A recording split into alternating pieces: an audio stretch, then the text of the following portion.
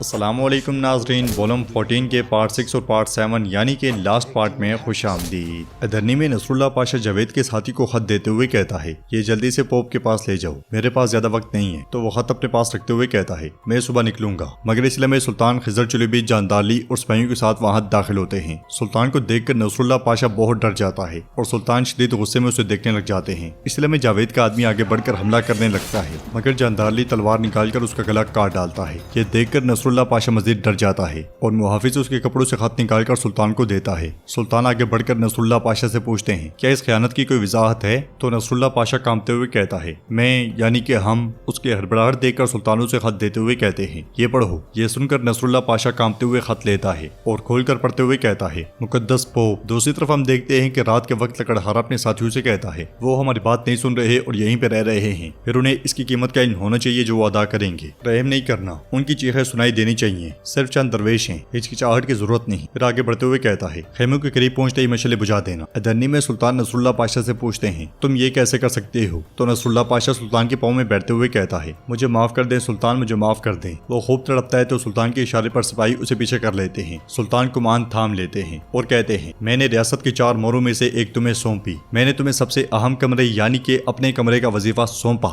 मैंने तुम पर एतमाद किया, लेकिन तुमने इस अमानत में खयानत की। अब तुम्हें गद्दारी करने वाले एक रियासती एहलकार के नतीजे का पता चलेगा। ये कहते साथ ही सुल्तान कुमान की तार उसके गले में डालकर खींचने शुरू कर देते हैं। साथ साथ कहते हैं, अपने पांव तले काली मिट्टी और अपने ऊपर मौजूद गहरे आसमान की कसम खाता हूँ कि मेरी रियासत से गद्दारी करने वाले किसी भी शख्स को ना मेरी तरफ से और ना मेरी औलाद की तरफ से कोई रहम किया जाएगा। ये कहते साथ ही सुल्तान पूरी कुव्वत के साथ तार खींचते हैं और नसरुल्लाह पाशा को अपने अंजाम तक पहुंचा देते हैं। फिर आगे बढ़ते हुए जानदाली से कहते हैं, मैंने इसे मार डाला, अब मैं चाहता हूँ कि तुम मुझे उन बदरूहों की जड़ तक पहुंचाओ। ये कहते साथ ही सुल्तान कुमान की तार जानदाली को दे देते हैं और सुल्तान के जाने के बाद जानदाली खिजर चुलूबी से कहता है, मैं जानता हूँ कि मुझे आप पसंद नहीं करते, लेकिन ये मौजू हमारी रियासत के बका के बारे में है। इत्तेहाद में ताकत है। ये कहते साथ ही वो हाथ खिजर चुलूबी की जानिब बढ़ा देता है तो खिजर चुलूबी भी पुरजोश अंदाज में उसका हाथ थामते हुए कहते हैं, या तो रियासत रहेगी या फिर इन कौमों के सर। उधर इसाक शहाबुद्दीन पाशा और जगनोस पाशा से कहता है, अगर दुनिया में क़यामत आ जाए तब भी कोई पेशगोई नहीं कर सकता था कि हम इकट्ठे होंगे, लेकिन जब मौजू रियासत के अमन और सलामती का हो तो पानी, आग, पहाड़ और समुद्र भी इकट्ठे हो सकते हैं। तो जगनोस पाशा खड़े होकर कहते हैं, आप ठीक कहते हैं इसाक पाशा, हमारी सोच और समाजी और सियासी जिंदगी के बारे में हमारी तस्वुरात में फर्क हो सकता है, लेकिन हमारी मुश्तरका बुनियाद जहाँ हम रहते हैं और जिसकी सलामती का अहद हमने किया था वो ये रियासत है। अगर रियासत खतरे में है तो हमें अलग नहीं होना चाहिए और इंतजार नहीं करना चाहिए। क्या हम तैयार हैं फिर? तो इसाक कहता है, ये वक्त उठ खड़े होने और गद्दारों को कुचलने का वक्त है। अगले ही पल वो तीनों कमरे से निकल जाते हैं। उधर जानदाली ने जावेद के लिए बेहतरीन खाने का इंतजाम किया होता है और जावेद खाना खा रहा होता है। जानदाली उससे कहता है, मैंने आपके लिए बहुत कुछ बनवाया है। तो जावेद कहता है, मेरे पाशा इतनी जहमत की कोई जरूरत नहीं थी। यह सुनकर जानदाली कहता है, मैं कौन सा अपने घर में आप जैसे आलिम के रोज मेजबानी करता हूँ जावेद अफंदी, आपको इतना अच्छा खाना किसी और जगह से नहीं मिल सकता।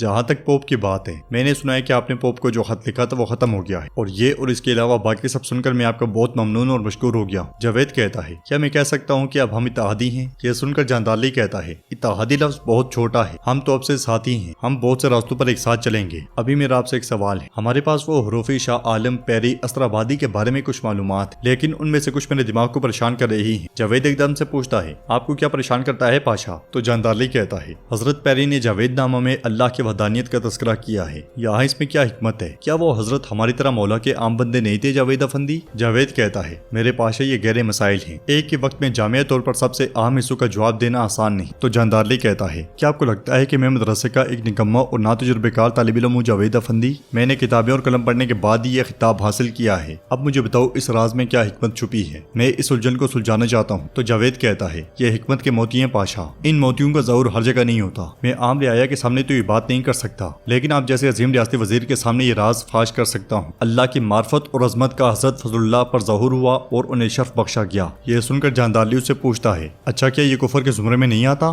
तो जावेद कहता है, कैसे पाशा, ये किस हिसाब से कुफर हुआ? तो वहाँ पे आने वाले खिजर चुलूबी कहते हैं, किताब अल्लाह के मुताबिक, अल्लाह के रसूल सल्लल्लाहु अलैहि वसल्लम के मुताबिक तुम्हारा कुफर अब आश्कार हो गया है। ये सुनते साथ ही जावेद खड़ा हो जाता है और मुस्कुराते हुए कहता है, तुमने बेकारी में ये खेल तरतीब दिया, सुल्तान महमद तुम्हारी बातों पर कभी भी यकीन नहीं करेंगे। जवाबन वहाँ पे आने वाले सुल्तान कहते हैं, इस कदर यकीन से मत कहो। सुल्तान को देखते साथ ही जावेद के पसीने छूट जाते हैं और सुल्तान गजबनाक निगाहों से उसे देखते हुए आगे बढ़ते हैं। सिपाही उसे घुटनों के बल कर देते हैं और सुल्तान सिपाही से तलवार लेते हैं। तो जावेद कहता है, बेकार जिद्दोजहद बंद करो सुल्तान महमद, मैंने तुम्हारे पाए तख्त में ऐसा बीज बोया है कि ये अब कभी नहीं नहीं रुकेगा। ये सुनकर सुल्तान कहते हैं, मैं उस फितने को जड़ से उखाड़ फेंकूंगा जो तुमने बोया है। ये कहते साथ ही सुल्तान उसका सर काट डालते हैं और जावेद तड़पते तड़पते अपने अंजाम को जा पहुंचता है। सुल्तान खजर चुलेबी से कहते हैं, इन गद्दारों के घोंसले के अंदर जाएं और तमाम गद्दारों को इकट्ठा करें। तमाम गद्दारों को इबरत का निशान बनाने के लिए पायतख्त में एक गड़ा खोदें। ऐसी आग लगाएं कि इस बदमाश की पैरवी करने वाला हर शख्स इसमें जल जाए। भड़कने वाली इस आग का सुर्ख रंग वेटिकन तक नजर आना चाहिए। उधर लकड़हारे दरविशों के पड़ाव में दाखिल होते हैं, जबकि दोगाने एक दरख्त के साथ टेक लगाकर सोया होता है, मगर आवाज सुनते साथ ही वो एकदम से उठ जाता है और अपने आसपास देखता है। लकड़हारों का सरबराह अपने साथियों से कहता है, इनका सरबराह मेरा है, मैं उसकी ज्यादा बोलने वाली जुबान काट डालूंगा। फिर इसके साथ वो आगे बढ़कर खेमों के बाहर जा पहुंचते हैं। सरबराह बुलंद आवाज से कहता है, इन्हें जगाओ, इन्हें दिखाओ कि अब इनका अंजाम क्या होने वाला है। यह सुनते साथ ही उसके आदमी खेमों में जाते हैं और दरवेशों को बाहर फेंक देते हैं। सबके बाहर आ जाने के बाद सरबराह फैजुल्लाह अफंदी से कहता है, मैंने तुमसे कहा था कि ज्यादा बोलना बंद करो, लेकिन तुम्हें मेरी बात समझ नहीं आई। जवाबन फैजुल्लाह कहता है, तुम्हें मेरी बात समझ नहीं आई, तुम इससे बच नहीं पाओगे। यह सुनकर सरबराह जोर जोर से हंसता है और फैजुल्लाह को जमीन पे फेंकते हुए कहता है, मैं तुम्हें मार डालूंगा, मगर परेशान मत होना, मैं तुम्हें उस अल्लाह से मिलवाऊंगा जिसे तुम बहुत प्यार करते हो। ये कहते साथ ही वो तलवार बुलंद करता है, मगर दोगान का फेंका हुआ खंजर उसके बाजू से आर पार हो जाता है और इसके बाद दोगान आगे बढ़ता है और दो के साथ पटक देता है। फिर उस सरबराह की जानिब बढ़ते हुए कहता है, तुम इन गैर मुसल्लह लोगों पर अपनी तलवारें कैसे खींच सकते हो। यह सुनते ही लकड़हारे उस पर हमला करते हैं तो वो उन्हें काटना शुरू कर देता है और अक्सर भाग जाते हैं। फिर लकड़ी की तलवार से जबरदस्त वार करके एक को घुटनों के बल ले आता है और उसे मसलने के बाद जैसे ही मारने लगता है तो वो इल्तिजा करते हुए कहता है, मुझ पर रहम करो, मुझे जाने दो। तो दोगान रुकते हुए कहता है, चले जाओ वरना तुम्हारी सांसें खत्म हो जाएंगी, चलो जाओ। ये सुनते साथ ही बच्चे कुछ लकड़हारे भाग पड़ते हैं और दोगान चूमने के बाद तलवार फैजुल्लाह अफंदी को दे देता है। इधरनी में खजर चुलेबी बुलंद आवाज से कहते हैं, पायतख्त में सबको जगा दो, आज रात कोई नींद नहीं, ये कुफर से लड़ने का वक्त है। मोहम्मद सल्लल्लाहु अलैहि वसल्लम की पैरवी करने वाले एक परचम के नीचे जमा होंगे।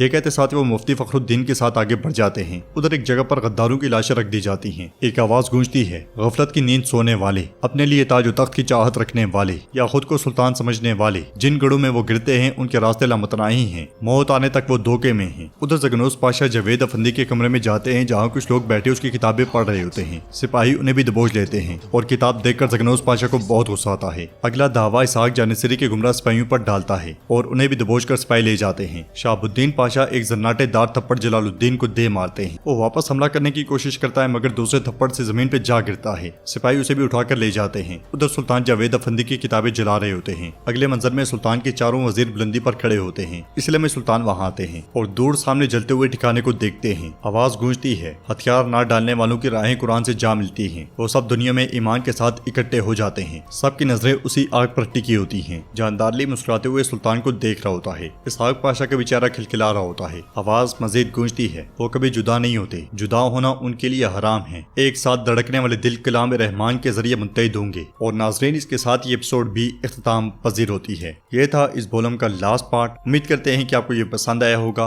अगर आपको ये वीडियो पसंद आई है तो वीडियो को लाइक करें, चैनल को सब्सक्राइब करें और बेल आइकॉन पर लाजमी से क्लिक कर दें। इंशाल्लाह मिलते हैं नेक्स्ट वीडियो में। तब तक के लिए रखें अपना और अपनों का बहुत ज्यादा ख्याल। अल्लाह निगहबान।